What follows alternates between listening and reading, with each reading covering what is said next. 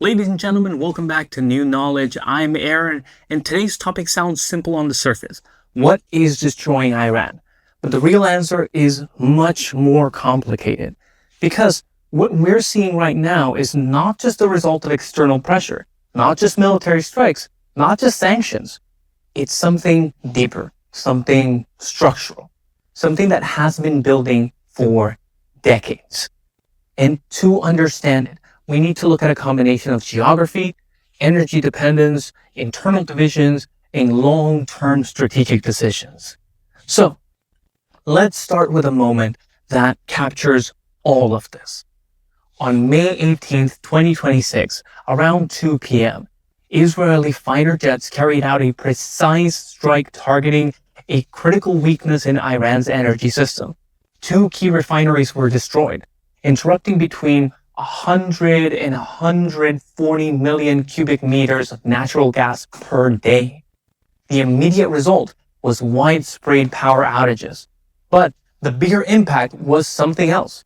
It exposed just how fragile the system actually is. Because Iran is not just an energy-rich country. It's an energy-dependent country.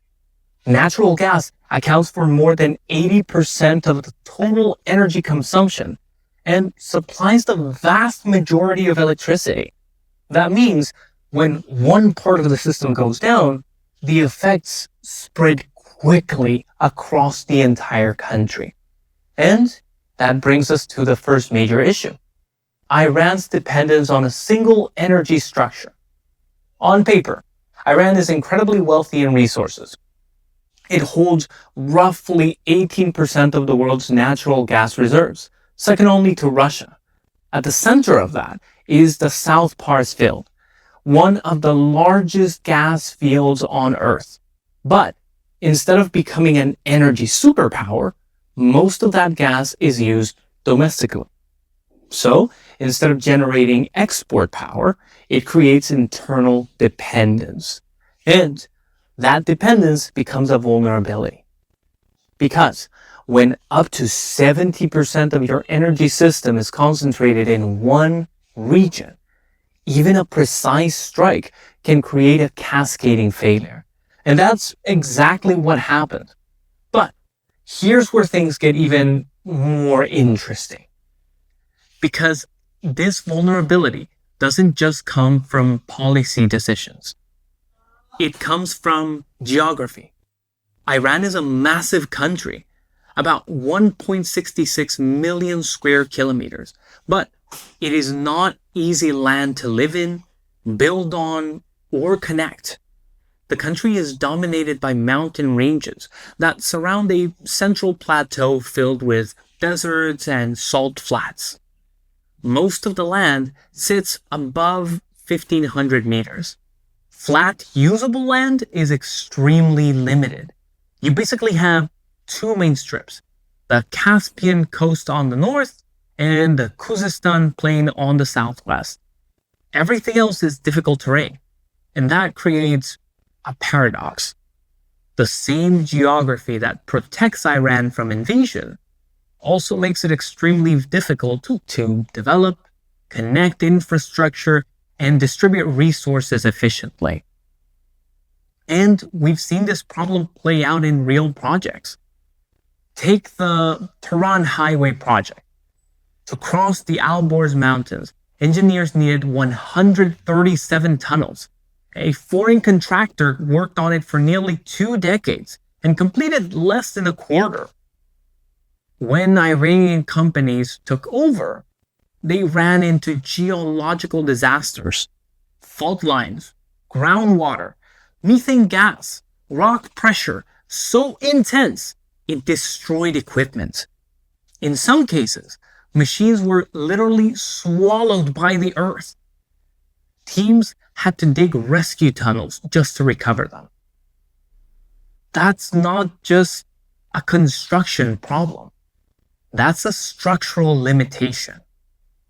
And it affects everything: transport, logistics, energy distribution, economic integration. So when we ask, what is weakening Iran?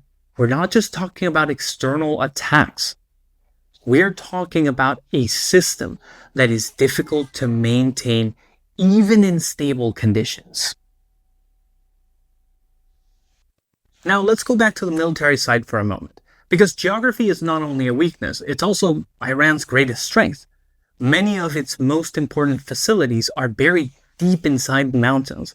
This isn't random, it's strategic. During past conflicts, including strikes targeting nuclear and missile programs, these facilities proved extremely difficult to destroy. And historically, destroying has been a major defensive advantage. During the Iraq-Iran war, Iraqi forces advanced quickly across flat terrain, but were stopped once they reached the Zagros Mountains. Armored units became ineffective. Narrow passes slowed movement. Supply lines stretched thin. Momentum disappeared. Even in a modern scenario, invading Iran would not be simple. If an army manages to get past the mountains, it then faces the central plateau. And this is where things become even more extreme. To the east, you have two of the harshest deserts in the world. Dasht-e-Kavir, the Great Salt Desert, looks solid from a distance, but can collapse under pressure, trapping vehicles and equipment. Then there's the Lut Desert, one of the hottest places on Earth, with almost no moisture and conditions that make sustained operations nearly impossible. These are not just deserts. They are natural defensive barriers. So, from a military perspective, Iran is incredibly difficult to invade. But here's the key point. Modern warfare doesn't require invasion. And that's where Israel's strategy comes in. Instead of trying to overcome the terrain, it bypasses it entirely. Using air power, it targets key infrastructure directly. And that changes the equation. Because now, the strength of geography doesn't matter as much. What matters is where your vulnerabilities are concentrated. And in Iran's case, that vulnerability is energy. Now, let's shift to internal structure. Because geography is not just shaping the land, it's shaping society. Iran's population is majority Shia, around 90 to 95%, concentrated in the central regions where political and religious power is strongest. But around the edges, you have minority groups. Kurds in the west, Turkmens in the northeast, Baloch in the southeast, Arab communities along the Gulf. These regions tend to be poorer, less developed, and more tightly controlled. Over time, that creates tension. Not always visible, but always present. In places like Sistan, Baluchistan, that tension has already turned into conflict. This region is resource-rich, but economically underdeveloped. It's also geographically isolated, and for years, it has experienced low-level insurgency.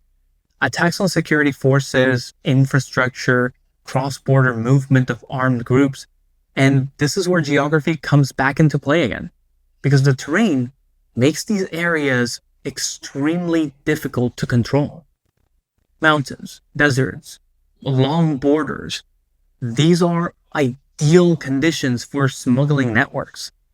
Fuel, drugs, weapons, everything moves through these routes. There's even a workforce built around it. The Kulbar, thousands of people carrying heavy goods across mountain paths. What starts as survival becomes part of a much larger underground system. And in a crisis scenario, these regions can become pressure points because they stretch state resources and create multiple fronts of instability. Now, let's talk about something that might be the most serious long-term issue of all. Water. Iran is facing what many experts describe as a water crisis at an existential level. Only a small percentage of land is suitable for agriculture. Most of it depends on limited rainfall. And over time, excessive groundwater extraction has pushed the system to the brink. Between 2003 and 2019, Iran lost around 211 cubic kilometers of water. That's an enormous amount. Today, water availability per person has dropped to around 1,000 cubic meters, which is considered absolute scarcity. And yet, More than 90% of that water is still used for agriculture, often through inefficient methods. The consequences are already visible.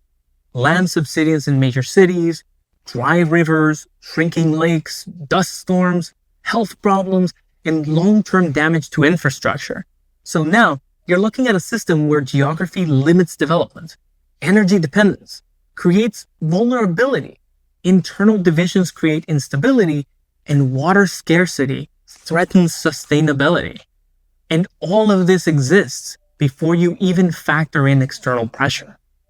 Sanctions, military strikes, economic isolation.